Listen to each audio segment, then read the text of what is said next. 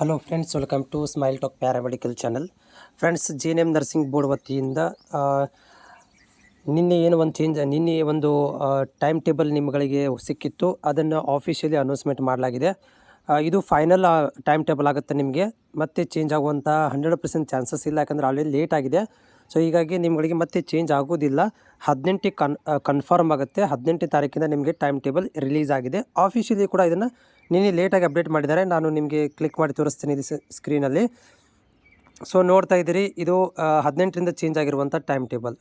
So ಇದರಲ್ಲಿ time table ಒಳಗಡೆ ನೀವು ಕ್ಲೀನಾಗಿ ಕಾಣಿಸ್ತದೆ. 18ರಿಂದ 22 ತನಕ ನೀವು ಇಲ್ಲಿ ಏನು ಮಾಡ್ತಾಯಿದ್ದೀರಿ ಅಂತಂದರೆ ಎಕ್ಸಾಮ್ಗಳನ್ನು ಅಟೆಂಡ್ ಮಾಡ್ತೀರಾ. ಜೊತೆಗೆ ಪ್ರಾಕ್ಟಿಕಲ್ಗಳನ್ನು 24ರಿಂದ 12ನೇ ಮಾರ್ಚ್ ತನಕನೂ ಎಕ್ಸಾಮ್ಗಳನ್ನು ನೀವು ಅಟೆಂಡ್ ಮಾಡ್ತೀರಾ.